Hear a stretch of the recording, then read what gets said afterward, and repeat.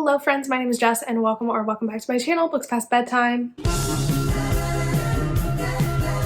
In honor of Pride Month, I really wanted to do a LGBTQIA book recommendation video, and I really wanted to highlight some books that I feel are super underrated that I don't hear talked about a lot on BookTube, Book Talk, or Bookstagram, but that I really love. I really think that more people should know about these books and read them, so I am going to share with you a list today of 18 underrated books that have LGBT plus rep in them and that have less than 10,000 ratings on Goodreads. Let's get into it.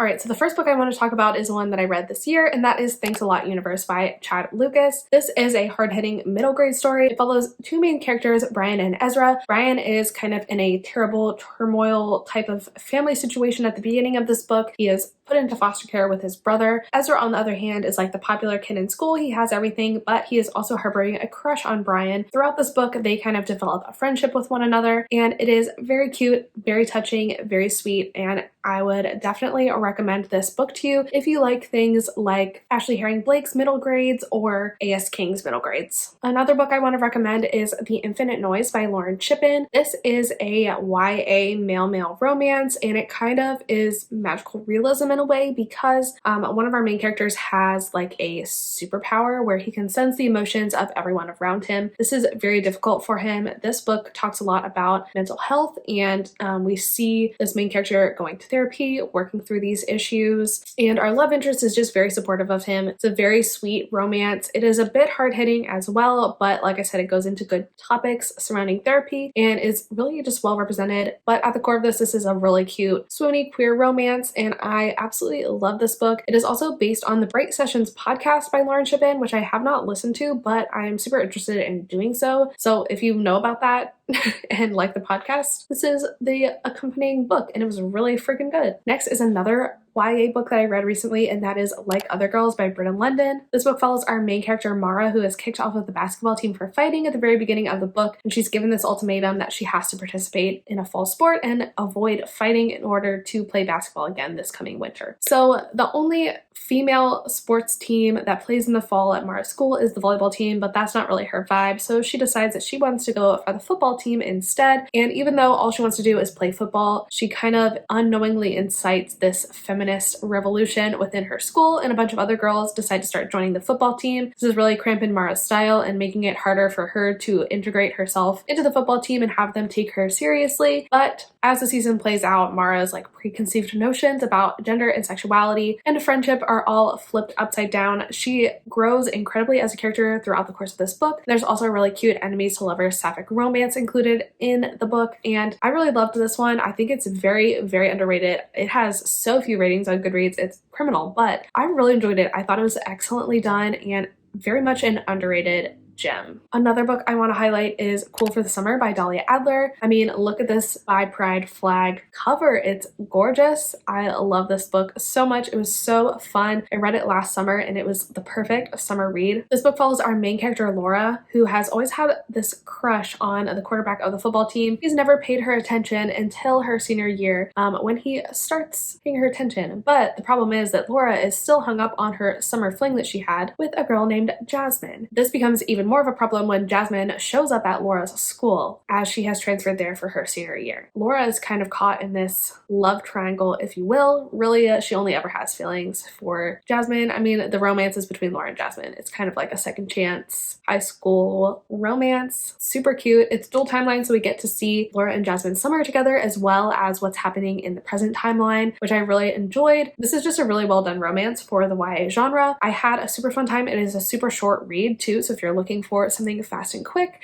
to read before the end of Pride Month, this would be perfect. Now, TJ Klune is a very popular queer author, but this book is not talked about nearly enough for how good it is, and that is The Extraordinaries by TJ Klune. This is a YA male-male romance with superheroes. So in this world, there are superheroes. Our main character, Nick, is obsessed with them and actually is a very popular fan fiction writer for the superhero like fandom.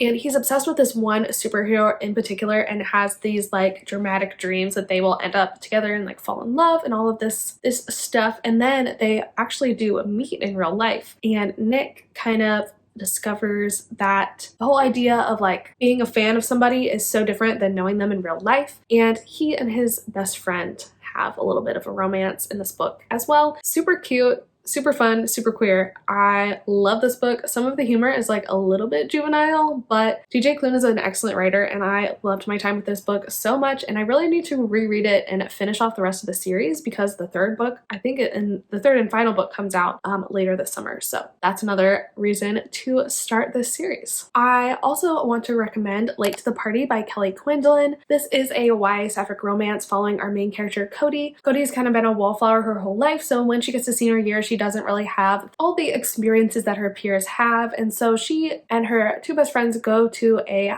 party at the start of their senior year, and she accidentally stumbles into a classmate and he is kissing a boy. Cody doesn't really know any other queer people in her high school, so they kind of form this friendship and he takes her under his wing and they have this very interesting summer together, and he introduces her to one of his friends and they end up having romance together. And this book is just about that first high school love as well as friendship and growing and changing and evolving when you're 17 and finishing high school and going into college. It's a really great coming of age story with a super sweet, realistic romance that I absolutely love. And seriously, more people need to read this book. Next, I want to recommend two books by Kay Ankrum, the first of which is The Weight of the Stars. This is a light sci-fi YA book with a sapphic romance in it, and it was so good. It also has a super interesting writing style. It has very short chapters like this. It just has a very interesting writing style that is super engaging and makes it really quick to get through the book. In this book, we're following our main character, Ryan, and one day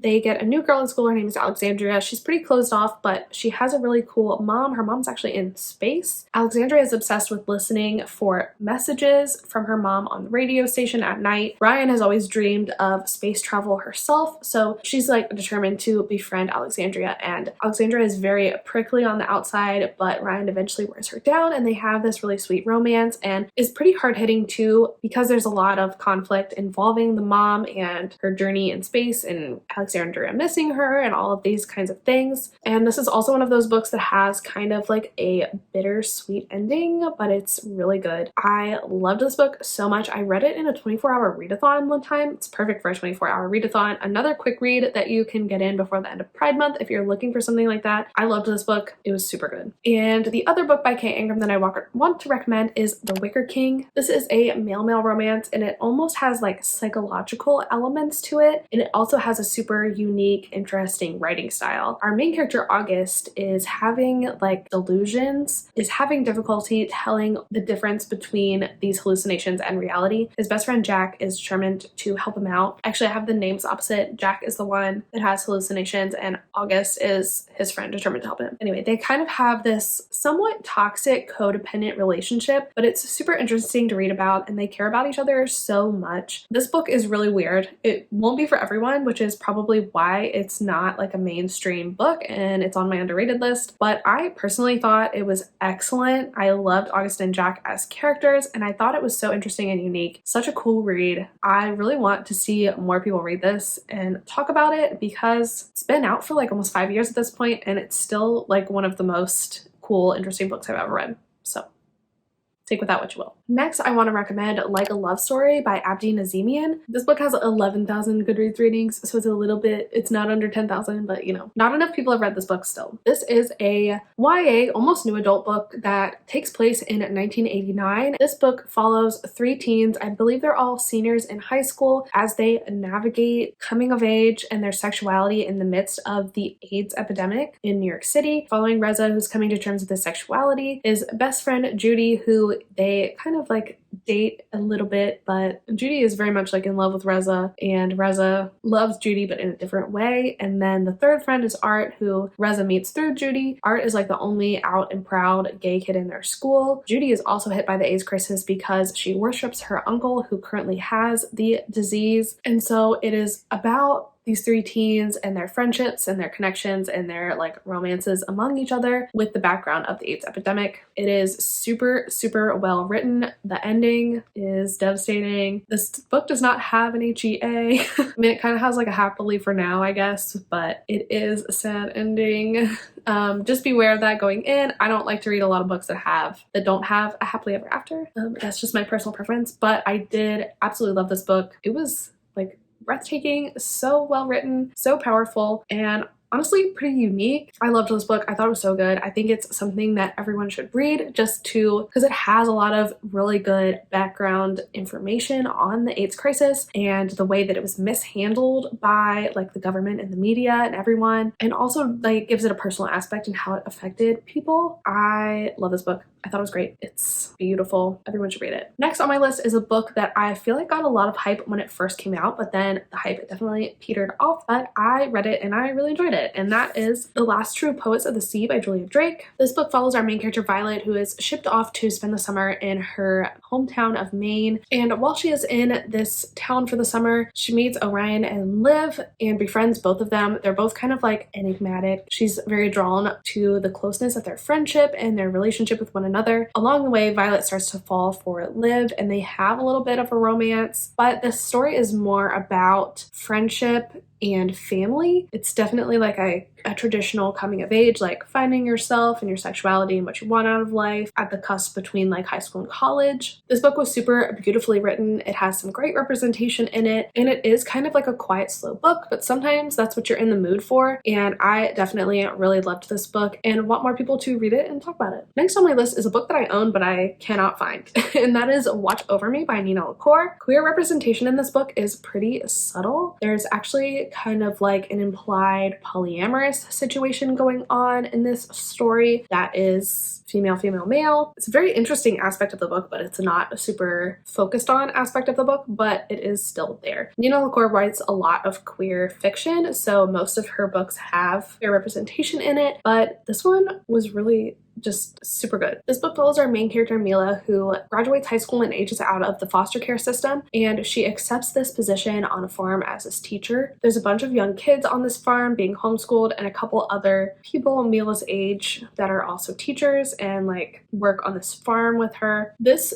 is such a cool book. It is the most similar book that I've read to the movie Midsummer, because this farm that Mila works on definitely gives cult vibes, and by the end of the book, the reader is indoctrinated and believes that Mila is better off for being in this cult, which is just wild to me. At least that is how I interpreted it. That kind of thing just really interests me. I think it's amazing that an author can pull off something like that, and I feel like no one else in their reviews like acknowledges that that is what's happening in this book. And I don't know, maybe I'm crazy. Maybe that's not what this book is about, but that's what it felt like to me. And I thought it was so freaking cool. I love this book. So good. So underrated. Another book I want to talk about is We Contain Multitudes by Sarah Henstra. I read this in my video where I read books that are similar to the Young Royals TV show, and this was like one of my favorites that I read in that video, and no one talks about this book enough. I literally have seen maybe like one other person ever read this book, but I really enjoyed it. I thought it was really good. This sticker is ugly. Ignore it. Sorry. Basically, it follows our main characters, Jonathan and Adam. Jonathan is, I think, a sophomore in high school, and in his English class, he is paired to write pen pal letters to Adam, who is a senior, and Adam thinks that this is like a stupid project, whereas Jonathan is kind of nerdy and he takes things very seriously.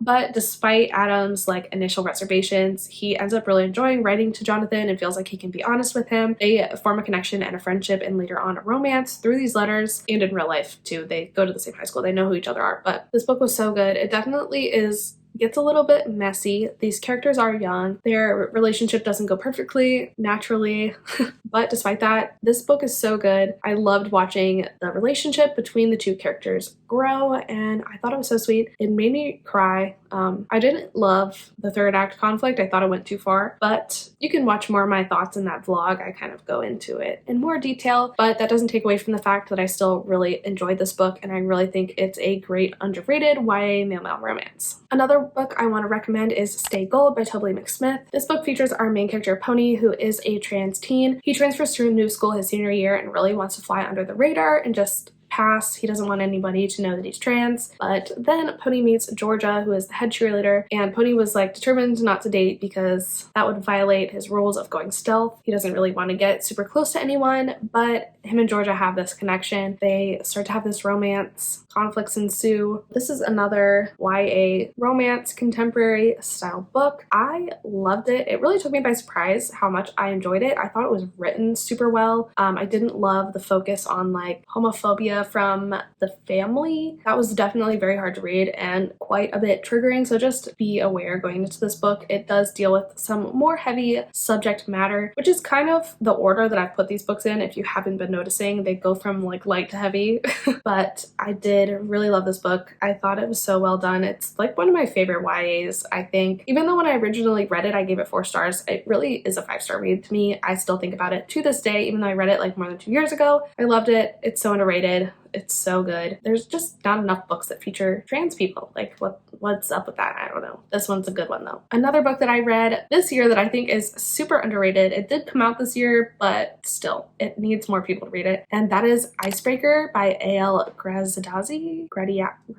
I don't know how to say their last name. I'm sorry. But this is a enemies/rivals to lovers male-male college hockey romance, but it's not in the vein of like a KU hockey romance. It is like YA/new adult, but it definitely deals with some more serious and heavy topics, and just the tone and the way it was written. It's not a Kindle Unlimited romance. It's like a traditionally published, you know. Anyway, not that that matters, but that's a different video, is what I'm trying to say.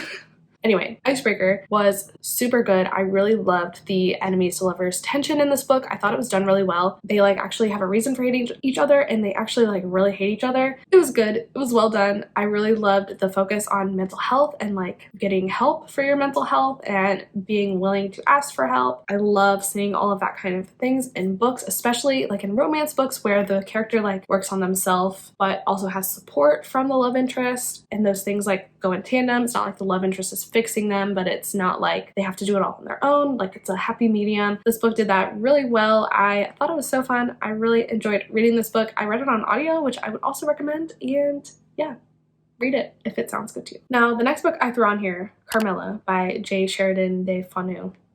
I don't know if I'm saying that right. Probably not something one would consider underrated. It does have 65,000 ratings on Goodreads and is a classic. But I don't see anyone on BookTube or BookTok or Bookstagram talking about this lesbian vampire novella, so I'm gonna talk about it because it's fucking great and you should read it. I mean, what more information do you need from me? It's lesbian vampires. It's incredible and iconic. You should read it. Now, the next book is from Book of the Month, which you would think would make it not underrated, but it only has like 6,000 ratings on Goodreads still, even though it was a Book of the Month book, and that is Love and Other Disasters by Anita Kelly. This is a romance between Dahlia and London, who are both competing on this Food Network-esque cooking competition show, and we've got the grumpy sunshine trope going on, the forced proximity trope going on, and the workplace romance trope, and they're all done super well. London is non-binary, which is also really cool rep. Their romance with Dahlia is just so sweet, and I have such a crush on London. I talked about this in my mid-year book freakout tag, but I just loved them so much. The steamy scenes were real good. I liked them a lot, and this was just a really fun time. I also really loved that London, even by other characters, was never dead named or misgendered. This is an example of how to do non-binary representation right. There was not a focus on trauma. There was not a focus on coming out. I mean, there was a little bit of a focus on coming out. That's misspeaking. There was not a focus on trauma. This was just a happy, queer romance book, and I loved it so much for that, and it just needs more love from you guys, so everyone read it, please. Okay, and if that book did not center trauma, the next book does, but in a non-exploitative way, in my opinion. And that is Golden Boy by Abigail Tartellin. If you're going to read any book on this list, please read this book. It is one of my absolute favorite books of all time, if not my absolute favorite book of all time. I will say huge trigger warnings going into this book. Some people consider trigger warnings to be spoilers, so I don't necessarily want to name them all here, but basically, if you have any trigger, please look up the trigger warnings for this book before picking it up. But essentially, this book follows our main character, Max. Max was born intersex, but raised male. But he does identify with being male, but he is SA'd at the very beginning of this book, and that sets off a huge horrible chain of events and ramifications that go into his relationship with his family and also his relationship with himself. This is an intense read, but the fact that it centers an intersex character I think is so incredibly vital. I honestly cannot think of a single other book that does that. I just also think that this was super well written. There are characters in this that you like absolutely hate their decisions, but you at the same time understand where they're coming from, which is so incredibly painful and frustrating to read about, but like in a way that you recognize that the writing is so well done that you're able to feel all these emotions. This is definitely a devastating book, but so incredible, so well done. I cannot believe that this is not like a book that has 50 million awards and that everyone has read, because it is really that good. And I really have no words. I have no words other than what I've already said. This book is amazing. Probably my favorite book of all time. And those are all my underrated LGBTQIA plus book recommendations for Pride Month. I really hope you enjoyed this video and I hope you found some good things to add to your TBR. All of these books were either 4 or 5 star for me. I love them all and I really hope that this video helps bring them more love and more reviews and more buzz because they all really deserve it. That's going to be all for me today. Definitely follow me on Instagram, TikTok, Goodreads, all of that good stuff. It's all always linked down below in the description. Also, please like this video if you liked it. It really helps me with the algorithm and all of that good stuff. Also, subscribe if you want to see more content from me. I read lots of queer books. If you're into that, definitely subscribe. I would love to have you. And that's about it. So thank you so much for watching and I will see you in the next one. Bye.